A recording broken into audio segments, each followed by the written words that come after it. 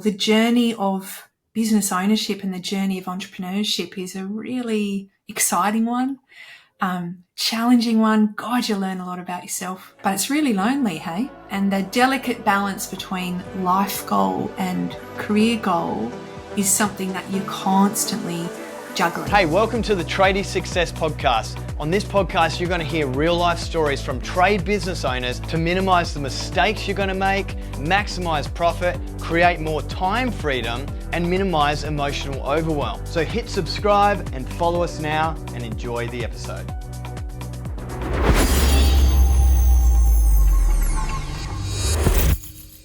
Hey everyone, welcome to the Tradies Success Podcast. Here today with a special guest, one of our coaches, Leanne Farnworth. Thanks so much for joining us on the show. Thanks, Greg.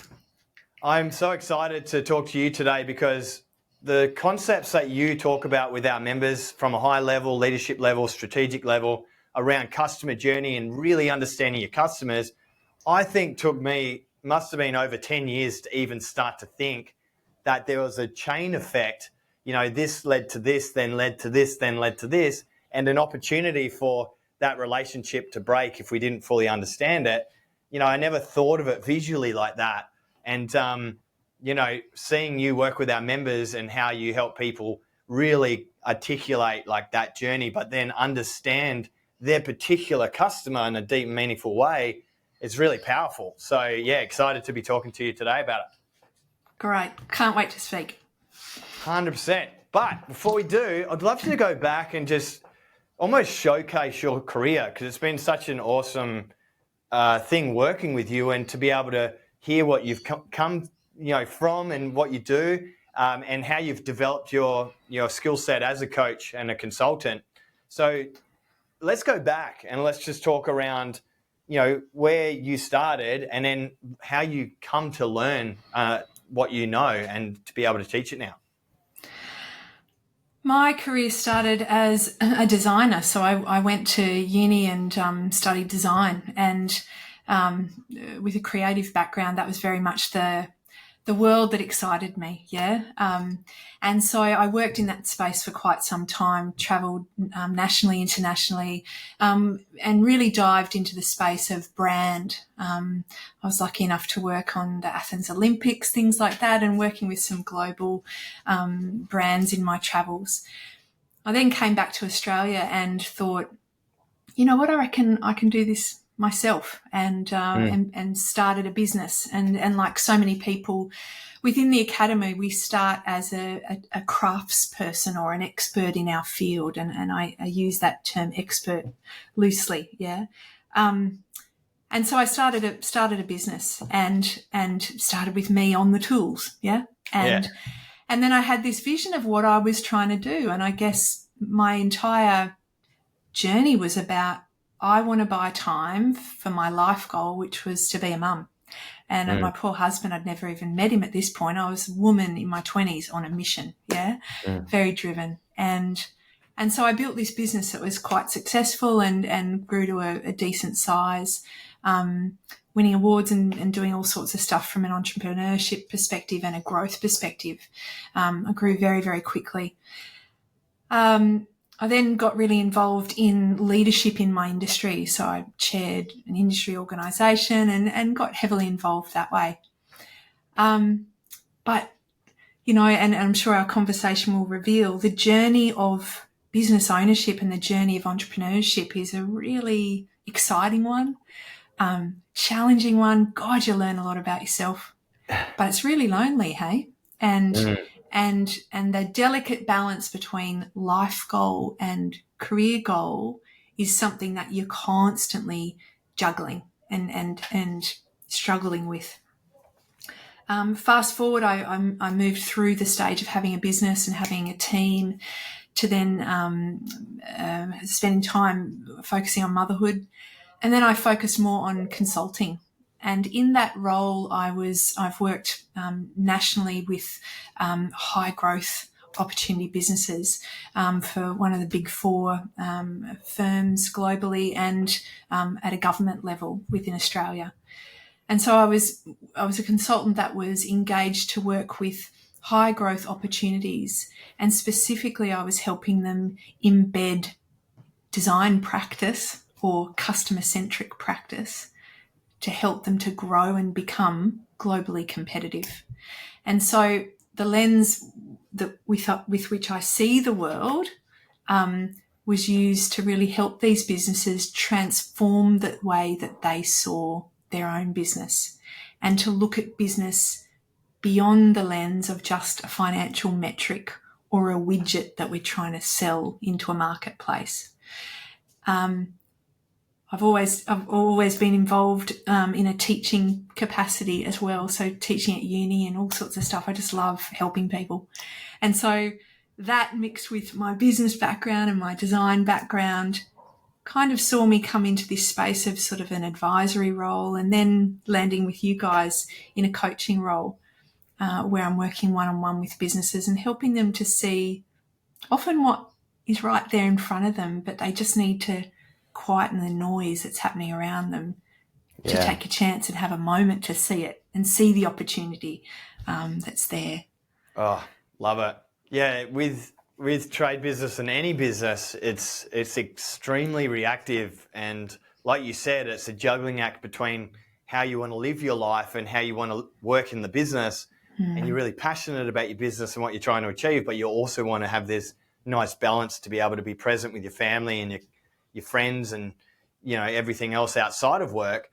And the reactive nature of, you know, hyper busy on the tools to like hypo busy, like opposite of that, and really quiet. And then your whole attention shifts to trying to generate work, and you're always busy as a business owner. There's no real relief unless you design it, you know, and that's what is so powerful of, you know, having someone like yourself in the academy. It helps people just go, hey, stop. We're going to zoom out and you're going to look at this on a big scale rather than a day-to-day. Like, yes, you're busy this week and you're quiet that week. What if we zoom right out and you fully understand the big picture? And that's when we can actually make some moves that are going to, you know, move people forward, like rather than, you know, hopefully one day I get there in a very systematic, programmed way. So, yeah, I love it. So I would like to dive into now, and thank you for sharing your story. It's awesome, and congratulations, you've done an amazing job. I'd like to now dive into some of the most common challenges you help our members go through.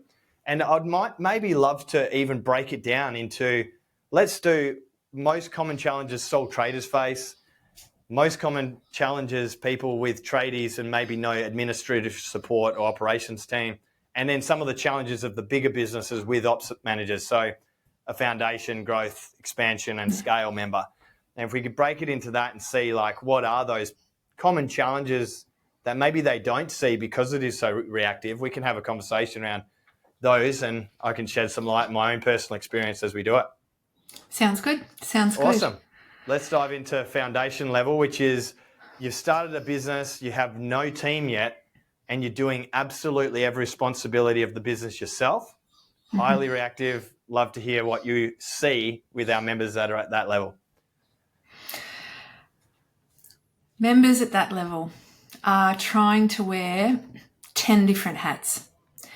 They are often a master craftsperson, and by that I mean they are really skilled in the thing that they do, and they know their widget. They know how to be a great plumber. They're a great electrician. They're a great carpenter. Yeah. And they know what good looks like, and they're trying to deliver at that level. Yet they suddenly step into this world of business and they're thinking, oh, bugger, I didn't realise all the other stuff that I had to do to make this thing move. Yeah. Yeah. And as a result, there's this kind of reality around, I've got to put food on the table. I've got to be profitable. I've got to pay myself. So I've got to work a certain amount of hours. Yet I've still got to do all that other stuff that was invisible to me previously when I worked for somebody else. I've got to do the admin. I've got to do the sales. I've got to do this. I've got to do that. And so it's finding the time to focus on the things that matter most to ensure at that really critical stage that they can keep moving in a forward motion. You know, you can't possibly catch all the balls. And so it's a case of which balls do I need to catch and which balls can I let drop for now. Yeah. It's also that the noise, just that constant noise, the noise that you feel within your body, that the adrenaline rush that sometimes is hard to turn off. You've still got adrenaline pumping through your veins when you're trying to go to sleep at night because of the things that are ticking in your brain. Yeah. Yeah. And it's finding that time to actually just silence the noise to say, how do I confidently make the next best step choice from where I am today? Yeah. If I was to reflect on my time in that period, and also a lot of our members and everyone I've worked with over the years, at that level, you are so in the dark about everything outside of your trade. Like doing the trade, fine. You get the site, you know what to do. You've been trained, you've gone to TAFE, you understand it, you've been a tradie, you know you're good at it. That's why you started a business. Everything outside of that is like, do I do it that way or do I do it that way? And you listen to a podcast on this and it says do that, and you watch a YouTube video and it says go do that, and they're contradictory and you don't know what's right, and you don't even know if that's the right thing to do at right now, and you might watch this video that pops up about how important it is to build, your safety system in your business. And you're like, do I need a safety system right now? Like, it's like all of this noise, like you said, it's just so busy, and you have no real understanding of what is the thing that's actually going to have the biggest impact. If I was to cull away all those things that don't matter and don't even, put my attention towards them, you can really jump like crazy. Like you can get so much results by taking the right moves. And that's why we've designed, in our Freedom Fighter pathway, that level to be very simple. Like it's not complicated. But what is complicated is when you don't know what steps those are. Like you're going to spend a lot of energy just trying to figure out what is the right thing to be doing. Yes. So, and the fear, I think, this imposter syndrome is so real, and it's prevalent throughout your entire journey as a business owner in different levels. But at the start, when you're like, I'm a really good tradesperson, I'm great on the tools, but then suddenly you're trying to represent yourself as a business person and you're realizing I'm not actually good at any of the other stuff. I don't have a clue what I'm doing, but you don't know who to ask. And you're afraid to ask because you're worried about what that then makes you look like. And you're trying to exude this kind of image of success and I know what I'm doing and I've got this under wraps or, in control, when in fact you're feeling underneath like, oh, God, please don't ask me that question because I don't know the answer. Yeah, that was me as well. Like I didn't want to seem like I came across as if I didn't know to someone, like a customer or a friend, because that makes it look like I'm in the dark and I'm in the deep. And it wasn't until way later, like I'm talking 7-8 years, that I was like, I need help. Like I need help, like mainly to help like manage my own life. Like, and that's when I started to open up about all the challenges I faced. And, I'd try to engage with coaches and, specialty people, that said they would help me in areas. But I think the biggest thing with those guys is they didn't understand the trade. And so when I spoke to them, I felt like they didn't understand like what I was going through. So I didn't feel fully confident about the advice they were giving me. Like I could see how that wasn't going to work because they didn't understand me. Yeah. And one of the big reasons that created the catalyst for me to want to give back and to be able to share what I'd gone through was firstly how much I struggled, and secondly the amount of people I did ask to try and get support, but then they didn't understand and they gave just advice that wasn't correct, or it took me down a path that took a year to realize that this isn't working when I was told it was the right thing to do. Especially with the amount of noise in a marketing point of view as well. Like you've got ads showing up on social media and stuff like that saying, this is what you need to grow your business. Like there's all these people saying that they got the secret sauce. It's just not that simple. It's got to be a holistic solution. It's got to be in the right methodically organized order for it to have the impact that's going to make a difference quickly. But But yeah, that The was other, my journey anyway. and the other thing I found, or I find is so often, in this space of business ownership, we've got so many people around us giving us advice, but have they walked the journey that you've walked? Have they experienced what you're currently experiencing? Do they understand the pressures that you're facing? Do they understand the risk that you face? Do they understand the noise that's in your head, the doubt that sits there? And I found when I had my own business, and I find within the academy, that it's actually finding someone who can talk to you, who knows what that's like, that suddenly makes you feel like I'm not actually alone here anymore. And this person genuinely does get what that feels like. And they do understand what I'm doing the minute I wake up in the morning and the first thing that's coming to my mind, because they've lived and breathed it. And I found that often well-meaning people in my world who love me to bits weren't the people to get advice from, because they hadn't experienced what I was experiencing. And so for me, on my journey, I know getting advice from others and finding these peer communities for me in the design space were critical. Just to have people to say, how are you doing this? What are you finding? Where are you tripping up? And space where I could be honest, that I was really worried, or that I just won something really valuable, or that I really stuffed up, Yeah. whatever it was along the way. And I found those moments to be incredibly valuable. Yeah, I think a message from one of our members the other day was just like, what makes this community so special is you talk about things that you wouldn't say to anyone else. It's such a safe place because everyone's going through the same challenges or has gone through the same challenges and appreciates the pain, but also is vulnerable enough to admit that they didn't have it all figured out as well. So when someone does ask for a question to get answered, everyone can either appreciate it or see that that could be something that they need to work on in the future. And that's what I love about the community now as well, is because there's no ego. It's not about trying to seem like you've got it all together. Like, I'm openly honest about not having it figured out because I want our members to feel safe.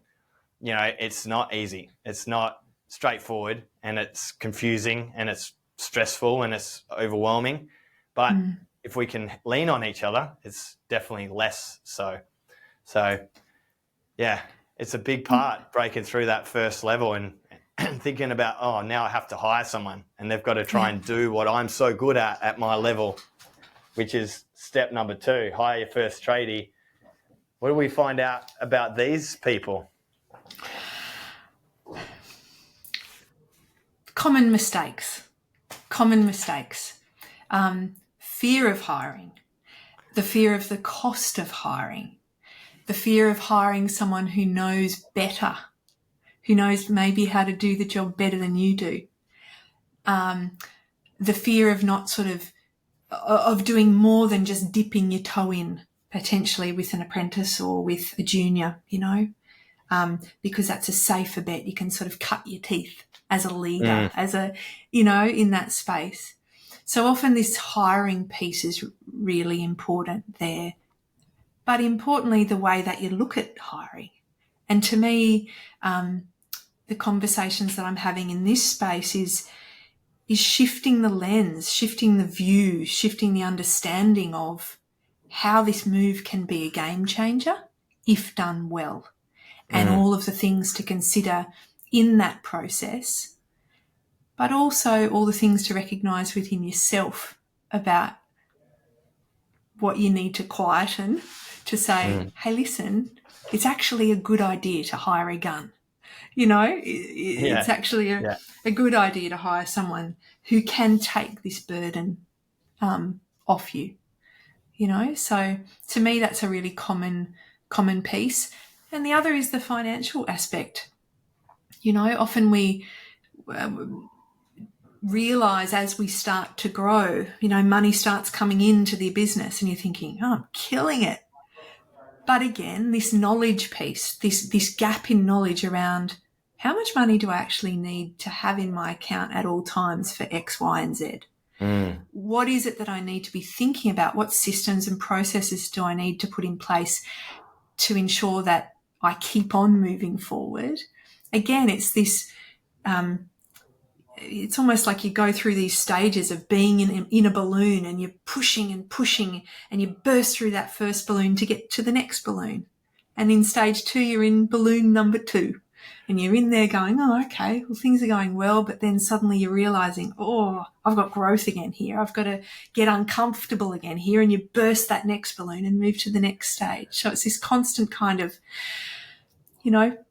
pushing out and growing and moving through these periods of comfort and then extreme discomfort. Yeah, I think you've hit the nail on the head with all of that. And a big one is that what it costs to have an employee. And I always challenge people in that space to think, what is it costing you to not have that person? If you start to think of it that way, you're like, holy crap. Like if I actually had someone out there 40 hours a week doing the work at a highly competent level, then I could be doing all these other things to grow the business. And then there's that whole, like what you said as well, it comes back to that, fearing what people are going to think of me if someone I hire is better. Like, do they think that I'm not a good business owner if I'm not good on the tools? It's a different trade. It's a different skill set. It's not the same thing. And it's better when you can hire someone that's better than you because you actually rely on them more because you can't do it as good as them. It's like, so it's it's a really interesting way to look at things, is to be like, well, what if you do hire someone better than you, and what is it costing you to not hire that person? And what does it cost you if you hire someone that's not as good as you? Because now you're spending all your time, rather than them being out on the job doing the job, you're spending all of your time trying to train someone that's incompetent. You've got someone from a different discipline, a commercial coming into residential or vice versa. Now they don't understand it, so they're slow, they're inefficient, they're stuffing up.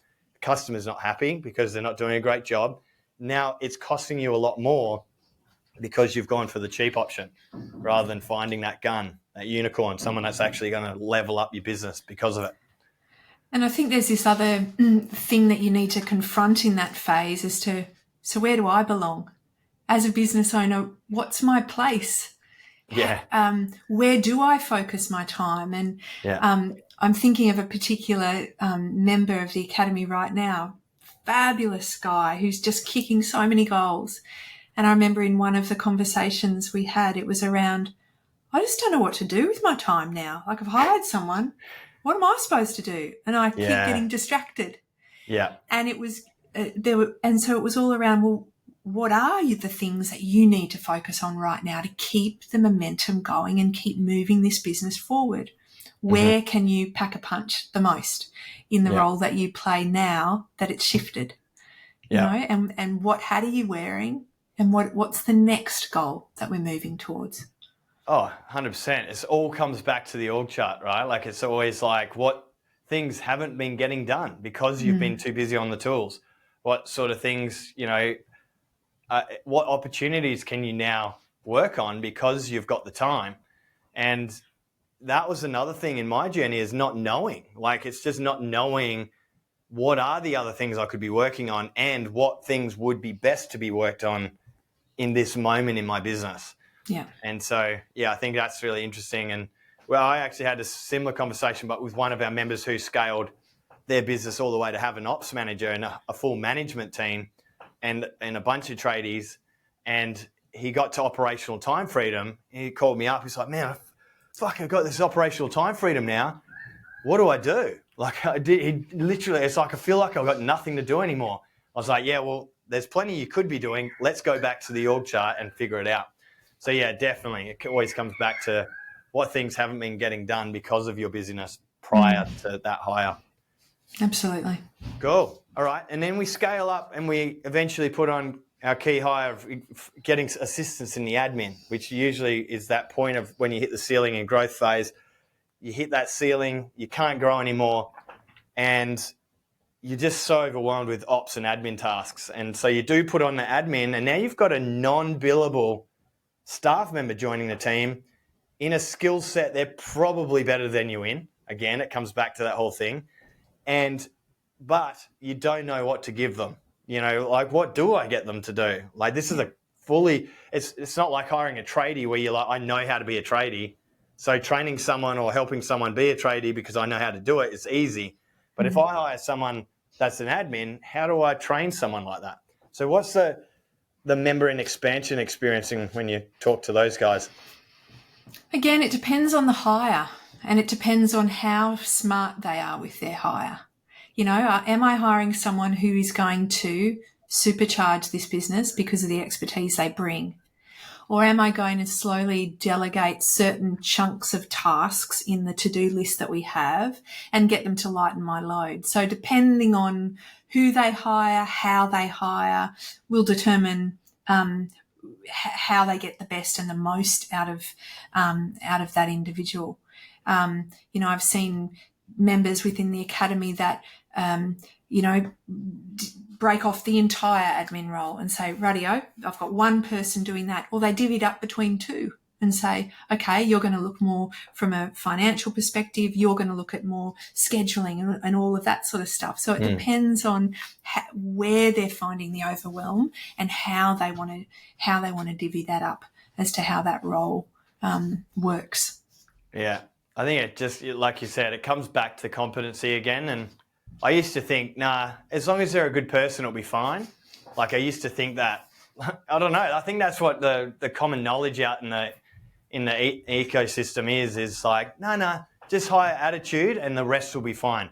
It will be fine, maybe after a couple of years of training, but it's not that instant relief. It's not that like, wow, I've got all this time back now because that person can just take the job and do it at a high level.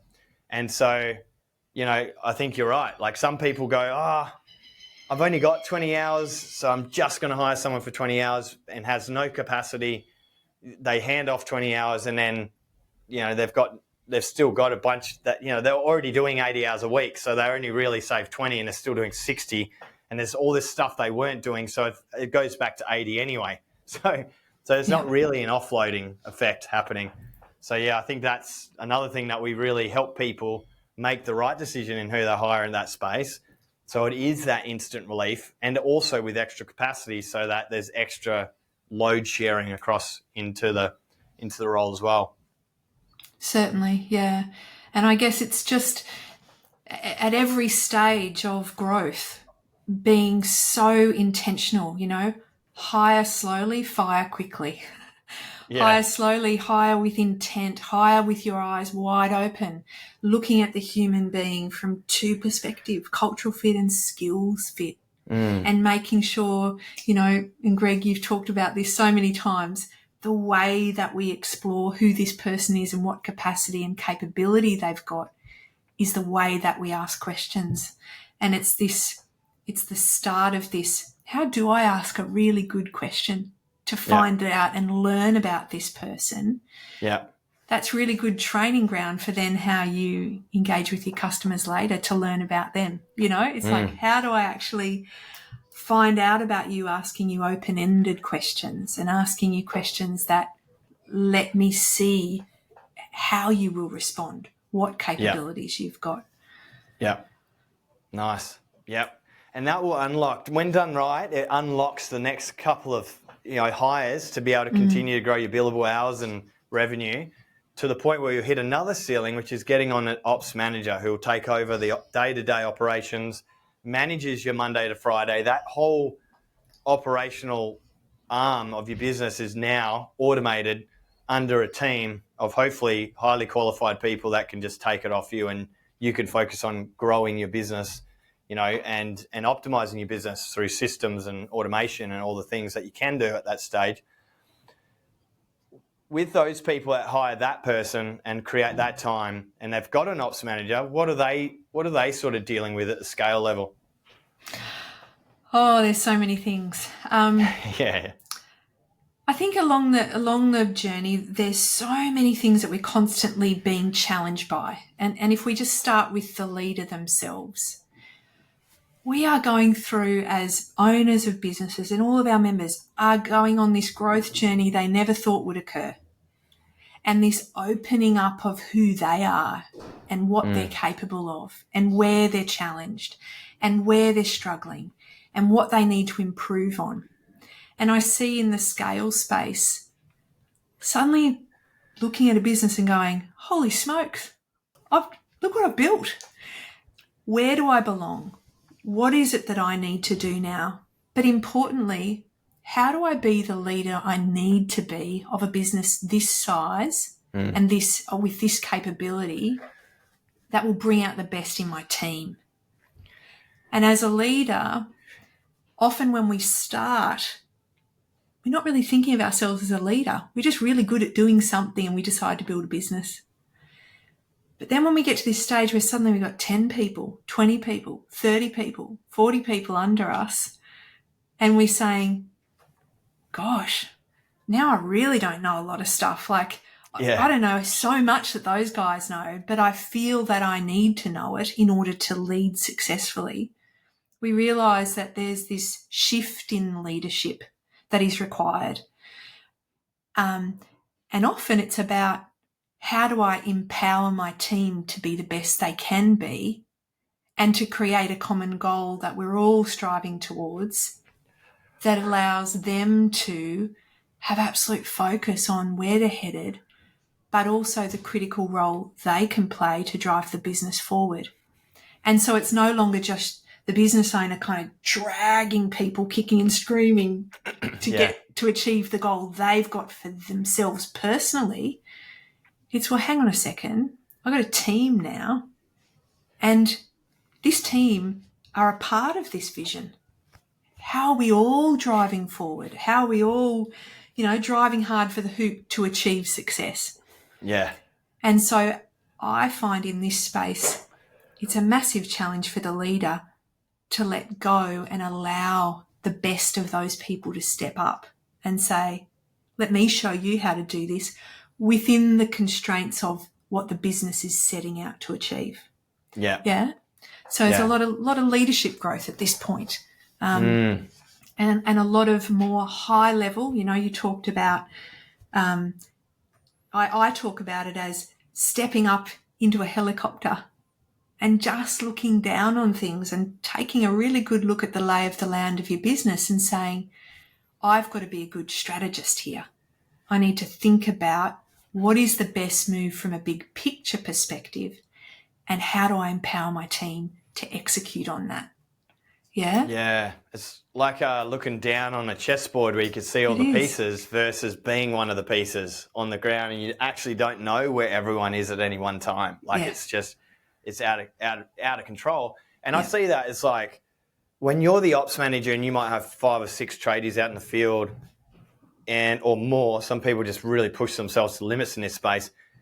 You are on the chessboard with the players. Like, you are in the operation and you aren't overseeing the operation. You are doing the ops role. So you're invoicing, quoting, people management, dealing with complaints, questions from clients, questions from team.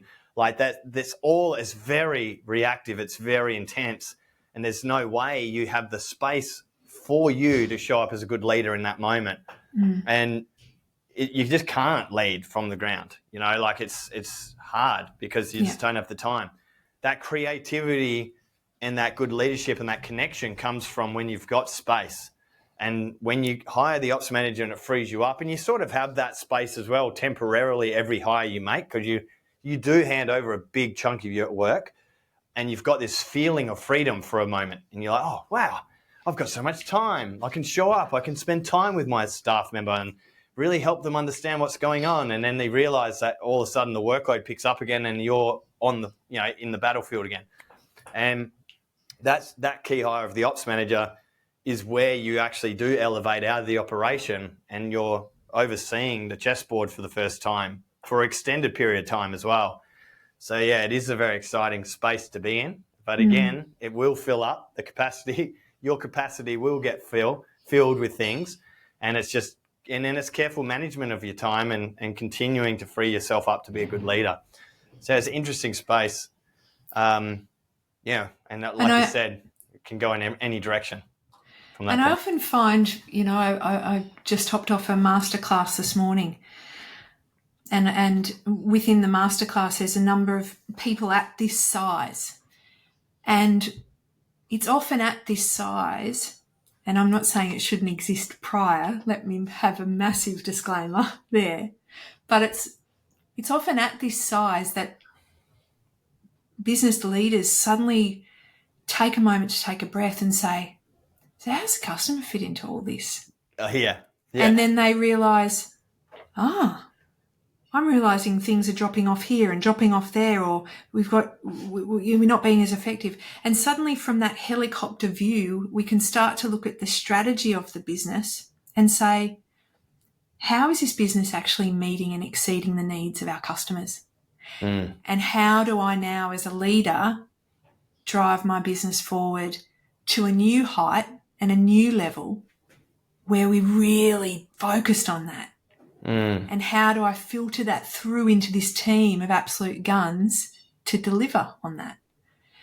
And so it just becomes a really empowering place to be, but a place of great opportunity and learning when the leader gets to that point and they can take a second to have a bit of a look around and be intentional and proactive rather than reactive in this work that they're trying to do to improve stuff for their customer, So I see in that spot a really lovely opportunity that starts to present. Yeah, it was a nice segue into what I was going to talk about next, which is the customer journey and how that customer journey might start out as a sole trader and then evolve as your team grows. So, I also reflecting on Response Electricians, when I got the ops manager in and I had the team running, that's when I could see it from a high level and be like, hey, why are we doing fire? Like, let's get rid of fire. Let's rebrand. Let's just focus on this area we know is going so well and we really understand our customer there. We're trying to service businesses over here and the staff couldn't do that and they weren't skilled and I was getting pulled onto the tools for that specific type of thing. It was just made no operational sense. And that happened, once I got to scale and beyond. But we can, like you said, with the disclaimer, you can start thinking about this stuff early. And the way to think about it, I'd love for you to share, is to visually, go through step by step the customer journey. Can you just, on a very high level, without going into too much detail, just talk what the customer journey actually is for someone that might not know what we're talking about? To explain what it is, I'm going to first explain what it's not. And I often find that what it's not is actually what people think it is. So the customer journey is not your internal process as a business. So the customer journey is not what you do inside your business. Take an inquiry, get a quote together, do a site inspection, deliver the job, send them an invoice. That is not a customer journey. That is your internal process as a business. Yeah. A customer journey is the experience that your customer has of your product and your service. It's seen through their eyes, felt through their experience, heard, seen, lived, through them. And so the most important thing when it comes to exploring, understanding, capturing, whatever it is that you want to do with this customer journey is to stand in their shoes, to stop being the expert and to acknowledge you're not your customer. You've never been your customer. You will never be your customer. Your partner, your friends, they're probably not your customer either. Your customer is someone who doesn't have the skills that you have and does not have access to someone like you. And so the first thing as businesses that we do to try and understand the customer journey is to go and engage with them and to see the world through their eyes and to ask really good questions. I touched on how we interview people to find out about them. Understanding your customer and understanding the customer journey requires that we ask really great questions, open-ended questions that get them to tell us a story about what's life like being them on the journey of trying to solve the problem that you're involved with. Yeah. And we can map that out from the moment they think of the problem they have right the way through to after they've purchased and they've gone on their merry way. And so we start to map all of that out to see, well, where is it working? Where is it not working? Where are they frustrated? Where are they delighted? And where are there opportunities for us to improve as a business? And that can, in fact, provide an incredibly powerful plan of attack for all the things as a business owner you're about to go and do. Where are these improvements going to kick in, and how are we going to take this business to the next level? Isn't it interesting, like, when we reflect on that and what you just said, a lot of what people, and myself included, make decisions on is complaints from people that actually aren't our customer or our ideal customer. So we might provide and I hear this one all the time, we provide a price, a quote to someone. Oh my God, I can't believe you're charging that much. You are ridiculous. You're ripping people off. Oh my God, I'm too expensive. I'm going to lower my price, right? Yeah. That's not your ideal customer, and that's not someone you want in your life. They're the people that will bring you down. Instead, we need to be interviewing people that do pay you what you're worth and understand what is it that you can do to provide more value to them, and find more people like them. Like, get them to refer you on to friends that are probably like them because they got the same values and connections and stuff like that, and networks. So it's interesting if we look at our behavior and how we make decisions in the business currently. Are you making them based on complaints for people that aren't your ideal customer, or have you actually gone and understood, through interviewing and good questions, what it is that makes your service great? Exactly. And it's as simple as, do they value what you value?